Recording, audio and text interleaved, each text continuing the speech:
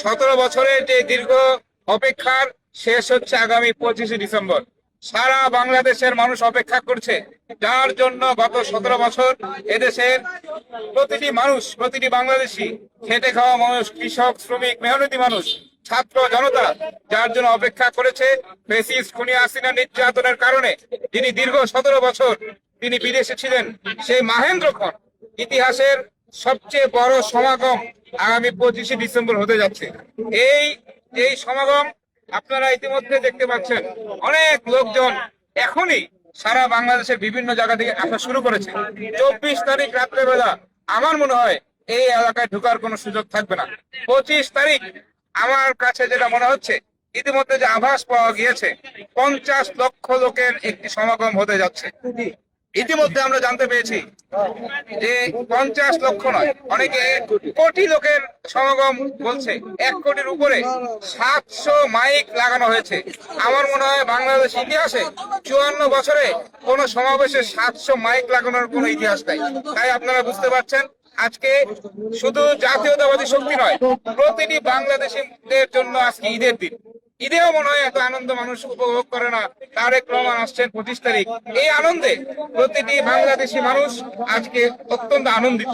তাই আমরা আপনাদের যারা রয়েছেন, বিশেষ করে আমাদের যারা কুমিল্লা উত্তরের দাউদকান্দি, মেঘনা এবং আশপাশে যারা নেতৃবৃন্দ, কুমিল্লা উত্তরের সকলের প্রতি আমাদের আহ্বান যে আসুন 25 তারিখে আমরা এক হয়ে ইতিহাসকে আমরা সাক্ষী হিসাবে আমরা এই 300 ফিটে থাকি এবং নেতাকে সর্বোচ্চ সম্মান দিয়ে তাকে এদেশে আমরা ফিরিয়ে আনি। ইনশাল্লাহ এই আমাদের নেতা তারেক রহমানের নেতৃত্বেই আগামী 12ই ফেব্রুয়ারি নির্বাচনে এদেশের ইতিহাসে, বাংলাদেশ ইতিহাসে সর্বোচ্চ ভোট পেয়ে সর্বোচ্চ আসন নিয়ে বাংলাদেশ জাতীয়তাবাদী দল রাষ্ট্র ক্ষমতায় আসবে। সেই জন্য এদেশের মানুষ অপেক্ষা করছে। আমরা আবারও সকলকে যে যার অবস্থান থেকে এই 25 তারিখের আসার আহ্বান জানাচ্ছি এবং এদেশের মানুষের যে আশা, প্রতিটি মানুষের আশা যে আগামী দিনে বাংলাদেশের প্রধানমন্ত্রী হবেন জনাব তারেক রহমান।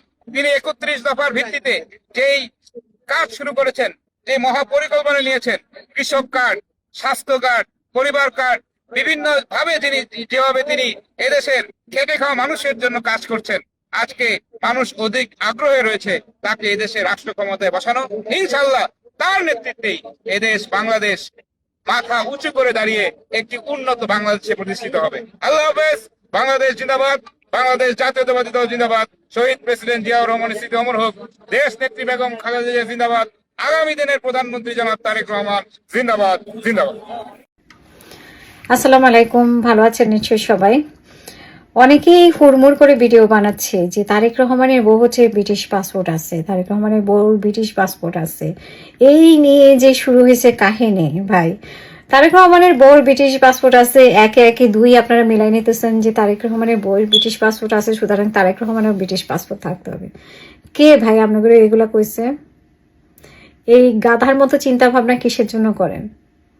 যে আপনার পাসপোর্ট আছে, এখন আপনার বউয়েরও ব্রিটিশ পাসপোর্ট আছে, এটা কেমনে মনে করলেন? বা আপনার জামাই ব্রিটিশ পাসপোর্ট আছে দেখে আপনারও ব্রিটিশ পাসপোর্ট আছে বা নিলেন, এমন তো না যে ভাই আপনি বউয়ের ব্রিটিশ পাসপোর্ট আছে দেখে উনিও বাধ্য যে ব্রিটিশ পাসপোর্ট নিতে।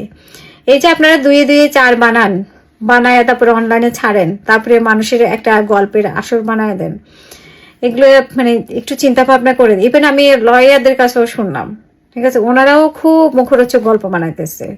ওনার বইয়ের ব্রিটিশ পাসপোর্ট আছে, তো ওনার ব্রিটিশ পাসপোর্ট আছে, তো উনি কেমনে নির্বাচন করবে, তো ওনার তো সারেন্ডার করতে হবে, তো উনি সারেন্ডার করছে কিনা, তো উনি সারেন্ডার না করলে উনি কেমনে নির্বাচন করবে। ভাই রে, আপনাদের একেবারে তারেক রহমানের নিয়ে আপনাদের মাথায় মানে ঘুম নাই, আপনাদের চোখে ঘুম নাই। তারেক রহমানের ব্রিটিশ পাসপোর্ট যদি বাদ হয় নাকি অ্যাসালাম হলে কেমনে যাবে, অ্যাসালাম হলে এখান থেকে চলে যাবে।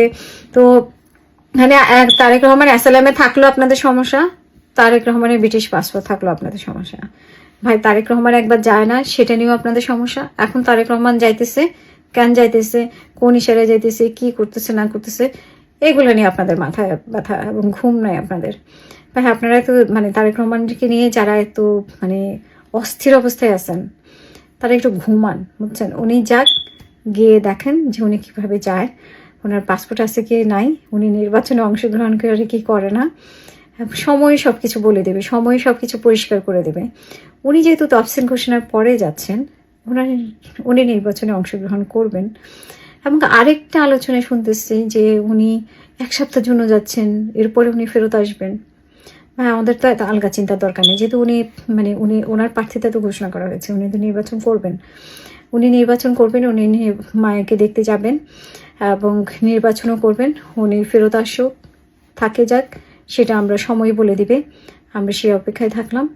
আর হচ্ছে যে এই বইয়ের ব্রিটিশ পাসপোর্ট আছে, ওনার ব্রিটিশ পাসপোর্ট আছে, সো ওনাকে নিয়ে এখন ওনার কী হবে, ওনাকে উনি অ্যাসালাম হলে ওনার কী হবে, এটা নিয়ে অবশ্যই আমিও একটা ভিডিও বানাইছিলাম। যে আমি ভিডিওটা বানাইছি এরকম যে অ্যাসালাম হলে আসলে কোন শর্তে উনি যেতে পারে এবং কোন শর্তে গেলে কি হতে পারে, আসলে কি হতে পারে, এটা নিয়ে। কিন্তু ওনার আসলাম আছে, উনি কেমনে যাবে, কেমনি হবে, তারপরে হচ্ছে যে ওনার ব্রিটিশ পাসপোর্ট আছে কিনা, ভাই এগুলো নিয়ে আমি করি নাই, ঠিক আছে। আমি করছি কিন্তু আমি যখন দেখি যে মানে লয়াররা যারা সব কিছু জানে, বোঝার কথা, আসলে জানে বলতে জানার কথা, বোঝার কথা, তারাও যখন মানুষকে কনফিউজড করে ফেলে, তখন আমরা আসলে কোথায় যাই সাধারণ মানুষ। তখন তো ব্রিটেন থেকে বা ফার্স্ট ওয়ার্ল্ড কান্ট্রি থেকে কোনো লয়ার যদি এই ধরনের প্রশ্নের অবতারণ করে, এই ধরনের মানে একটা কনফিউশন তৈরি করে মানুষের মধ্যে, দ্বিধাদ্বন্দ্ব তৈরি করে তারেক রহমানের এসব ব্যাপার নিয়ে, তখন মানুষ অনেক সময় বিভ্রান্ত হয়, সত্য বলে ধরে নেয়। তো মানুষকে বিভ্রান্ত না করে, ভাই ওনার জন্য শুভকামনা। উনি দেশে যাচ্ছেন, এত বছর পরে যাচ্ছেন, একটা দলের থ্যাঙ্কস ওনাকে এবং ওনার দলকে, যে মানুষ আসলে খুবই এক্সাইটেড হবে যে আসলে ওনাকে এত বছর পরে ওনাকে দেখবে। যদি আমরা কাছে থেকে আমরা ওনাকে দেখি না, যেহেতু আমরা ওনাদের দলের কেউ না, সেহেতু আমাদের অত এক্সাইটেড হওয়ার কিছু নেই, বা ওনাকে দেখলাম কি দেখলাম না সেরকম কোনো বিষয় আমাদের মধ্যে কাজ করে না, যেহেতু আমরা কোনো মানে বিএনপি করি না বা ইয়ে। কিন্তু হ্যাঁ, দেশের নেতা হিসেবে বা একজন দলের প্রধান হিসেবে হয়তো বা আমাদেরও আগ্রহ থাকার কথা, যেমন খালেদা জিয়াকে দেখা বা ওনাকে দেখা। আমি আসলে মানে ওনাদেরকে দেখিনি কখনো,